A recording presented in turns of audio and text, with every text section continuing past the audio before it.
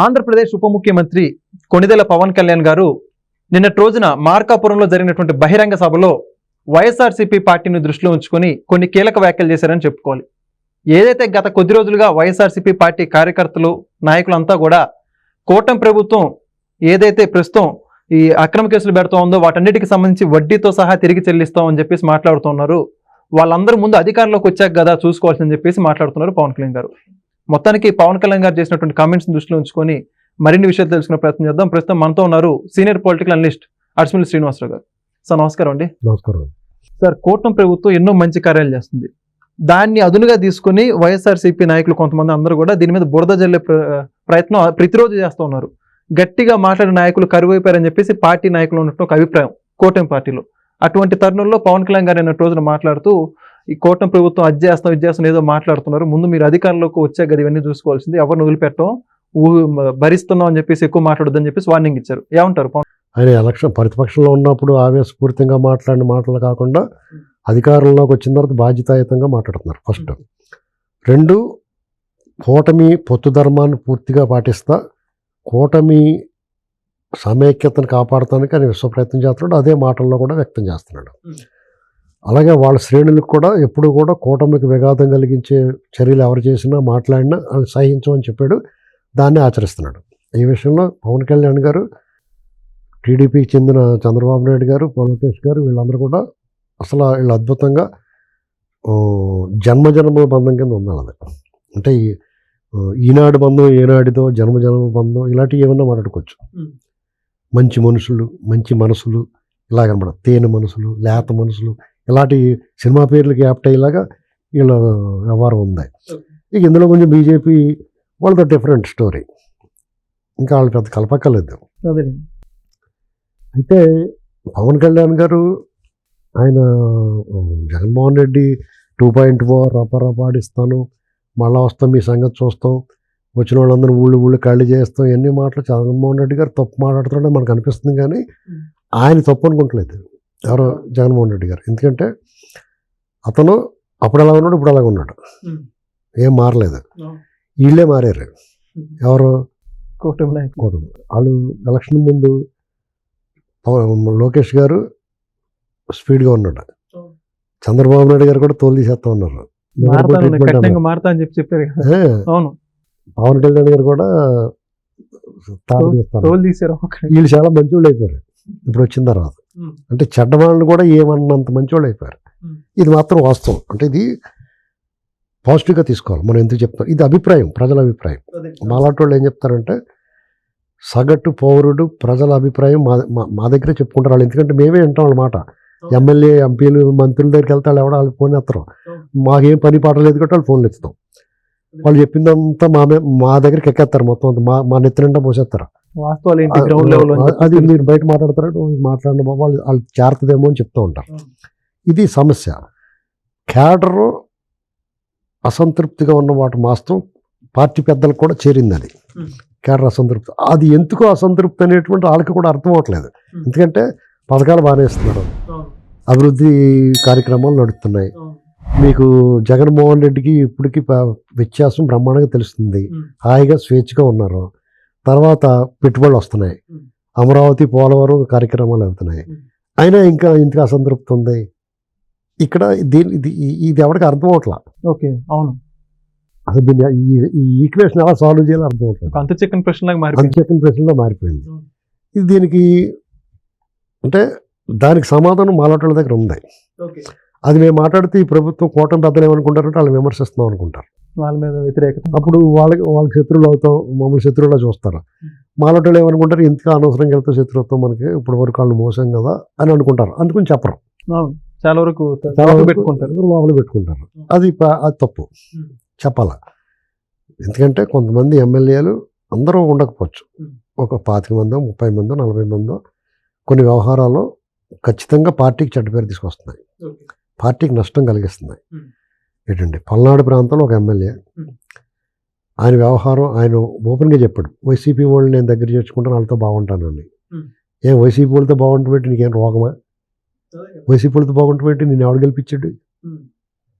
ఇలాంటి కొన్ని మిగతా వాళ్ళు కూడా పుణ్యమే కారణం రాసినట్టు ఉంటుంది. అది కాకుండా పార్టీలు ఇప్పుడు రకరకాల పొత్తులు ఇవి. కూటమి. ఇప్పుడు మీకు కొంతమందికి ఒక అసంతృప్తి ఉంటుంది. ఇప్పుడు మీ మీ మీ మీ ఏరియాలో ఇంకొక మీ పార్టీ కాని వ్యక్తి ఉంటాడు. ఏ పార్టీకి అయినా సరే, జనసేన వాళ్ళకేమో టీడీపీ వాడు ఉండొచ్చు, టీడీపీ వాళ్ళకి జనసేన వాళ్ళు ఉండొచ్చు, వీళ్ళిద్దరు ఉన్నాక బీజేపీ వాళ్ళు ఉండొచ్చు. వాళ్ళు ఆడవాళ్ళని చూసుకుని వీళ్ళు పట్టించుకోకుండా వీళ్ళు తోకలు కత్తిరిద్దాం అనుకుంటారు, వీళ్ళ స్పీడ్ తగ్గిద్దాం అనుకుంటారు. ఆధిపత్య పోరు ఉంటుంది. దాన్ని చాలా జాగ్రత్తగా హ్యాండిల్ చేయాలి. గ్లాస్ విత్ కేర్ అన్నట్టుగా హ్యాండిల్ చేయాలి.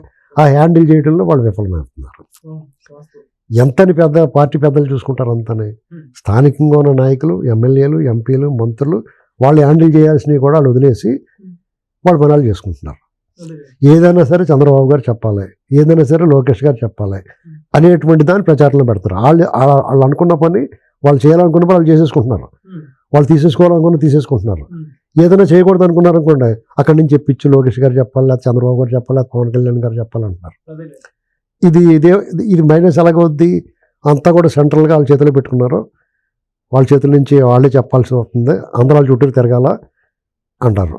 అలాగే వాళ్ళ దగ్గర కొంతమంది ఉంటారు, వాళ్ళు కొంచెం అందరికీ అవకాశం ఇవ్వలేక నీకో నాకో ఛాన్స్ వచ్చిందని వాళ్ళ పక్కన ఉండే అవకాశం మనం ఎంతమంది మాటలని ఇవ్వగలుగుతాం? అదే కదండి, ఇది కుదరదు. ఆటోమేటిక్గా చెడ్డ పేరు వచ్చేస్తుంది. దాన్ని హ్యాండిల్ చేయలేకపోతారు. ఇంత అనుభవం ఉన్న పార్టీ, ఇంత స్ట్రక్చర్ ఉన్న పార్టీ ఇదివరకు ఎలా ఉండేవారంటే ఒక టీం ఉండేది పార్టీ ఆఫీసులో కానీ, తెలుగుదేశం పార్టీ చంద్రబాబు నాయుడు గారి పక్కన కానీ వాళ్ళంతా కూడా కొన్ని విషయాలు వాళ్ళే హ్యాండిల్ చేసేవారు. చంద్రబాబు నాయుడు గారు దృష్టి పెట్టాల్సిన అంశం మాత్రం ఆయన హ్యాండిల్ చేసేవారు, మిగతా వీళ్ళే సాల్వ్ చేసేవారు. ఆ యంత్రాంగం కొరవైంది ఇప్పుడు టీడీపీకి సంబంధించి. వాళ్ళకి కూటమికి సంబంధించి ఏంటంటే జగన్మోహన్ రెడ్డి మీద, వాళ్ళ గ్యాంగ్ మీద, లేకపోతే వాళ్ళకి సంబంధించిన అధికారుల మీద చర్య తీసుకోవడానికి ఎవడో ఒకడు అడ్డం పడుతూ ఉంటాడు. కూటమికి సంబంధించిన 3 పార్టీల్లోనూ ఎవడో ఒకడో ఈ దొంగల ముఠాకి సాయం చేసి కూడా ఉంటాడు. దాంతో ఏమవుతుందంటే వాళ్ళ మీద చర్యలకు బ్రేక్ పడుతూ ఉంటుంది. లేదా కొన్ని వ్యవస్థల్లో వాళ్ళ మనుషులు ఉంటారు, వాళ్ళకి డైరెక్ట్గా హెల్ప్ చేస్తారు, తర్వాత మళ్ళీ జనాల మీద అంటారు, ఎదురు బురద చల్లుతారు. ఇవన్నీ చాలా క్రిటికల్గా ఉన్న పరిస్థితి.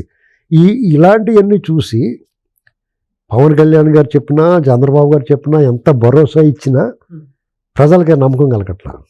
బాబాయ్ ఆడే వస్తాడు. ఎందుకంటే ఏం చూసుకున్నాడు ధీమా, అంత అట్రప్లావ్ అయిపోయాడు, ఇంత అరాచకం చేసాడు, ఇంత అవినీతి చేసాడు, అతను దోపిడీ చేసిన అతను ఫర్నిచర్ వీళ్ళు తెప్పించలేకపోయారు. ఇవన్నీ సర్వే రాళ్ళ మీద ఫోటోలు, ప్రతిదీ రోజు కొంత తప్పులు చేశాడు. ఇన్ని తప్పులు చేసిన వాడిని ఏమీ చేయలేకపోతున్నారు. మళ్ళీ ఆడే వస్తాడేమో రా బాబు, ఏం చేయలేకపోతే ఇలా కాలం గడిచిపోద్దేమో అన్న భయం ఉంటమాట వాస్తవం. ఆ భయాన్ని తొలగించలేకపోతున్నారు. నేనేమనుకుంటున్నాను, ఒక్కోసారి ఆ భయాన్ని అలాగే ఉంచితేనే వీళ్ళు చచ్చినట్టు ఓటేస్తారు అనుకుంటున్నారేమో. అది కుదరదండి. ఎందుకంటే పవన్ కళ్యాణ్ గారు, చంద్రబాబు నాయుడు గారు కలిసినా ప్రజల్లో ఒక రకమైన విముఖత వచ్చిందనుకో, జగన్ రెడ్డి కావచ్చు ఇంకో రెడ్డిని అన్నది తెచ్చుకుంటారు తప్ప అవును కదా జగట్ రాకూడదు. ఇది ట్రంప్, పుతిన్ వచ్చినా కూడా ఇబ్బంది వస్తుంది తర్వాత అందరు కలిసినా కానీ. ఇది ఇప్పుడే మొదటి సంవత్సరంలోనే ఈ ఉత్సాహం వాళ్ళు గమనించాల్సింది ఏంటంటే, ఇంత విజయం సాధించిన సంబరాలు ఎందుకు లేవు, కేడర్లో ఆనందం ఎందుకు లేదు, ఇది గమనించుకోవాలి ఫస్ట్. అదొకటి చాలు. మీ కేడరే బలం. అటు జనసేన కేడరు, టీడీపీ కేడరు, బీజేపీది కూడా కమిటెడ్ కేడర్ ఉంటారు. వీళ్ళు ముగ్గురు కలిస్తే డెఫినెట్గా ఎవరు ఎదిరించలేరు, ఓడించలేరు. కానీ ఆ సమయానికి ఎవరు ఎలా మారుతారు, ఏం చెప్తారు? ఇప్పుడు ఇక్కడ మంచి చేస్తే కూటమికి వస్తుంది, చెడు చేస్తే బాబు గారి మీద హేతర్ ముఖ్యమంత్రి కాబట్టి. అవును కదండి, చూసుకోండి. ఇది వాళ్ళు గమనించుకోవాలి. ఇప్పుడు కరేడు భూములు ఏ ఉన్నాయి, డెఫినెట్గా చంద్రబాబు గారికి చుట్టుకుంటుంది. అది ఎవరు జగన్ మనుషులు అంటున్నారు వాళ్ళు. ఇవన్నీ అవసరమా? ఏమైనా వాతావరణం, రాజకీయ వాతావరణం, చంద్రబాబు గారు కష్టం, లోకేష్ గారు కష్టం, వాళ్ళు ప్రజల పట్ల వాళ్ళ కమిట్మెంట్ అనేటువంటిది కొన్ని విషయాలు కప్పెడుతున్నాయి. ఆ విషయంలో వాళ్ళు చాలా జాగ్రత్తగా ఉండాలి. ఎవడు నీవాడు, ఎవడు పైవాడు అనేటువంటిది గమనించుకుంటే చాలు, అంతే. మిగతాదంతా వాళ్ళే చూసుకుంటారు. ఇంకంతకన్నా ఏం చెప్తాం? పవన్ కళ్యాణ్ గారు మంచి మాట చెప్పాడు. ఖచ్చితంగా జనాలకు ఉపశమనమే మొన్నటిదాకానే. ఇప్పుడు మేము కలిసి ఉంటాం, కలిసే పడుకుంటాం అన్నా కానీ ఇంకెవడం నమ్మడం అంత సర్లే అయితే ఎప్పుడు చెప్పిదే కదా అనుకుంటున్నారు. నిజంగా చాలా చక్కటి విషయాలే పార్టీ దృష్టికి తీసుకొచ్చారని చెప్పాలండి. Thank you. Please subscribe to Leo News for more videos.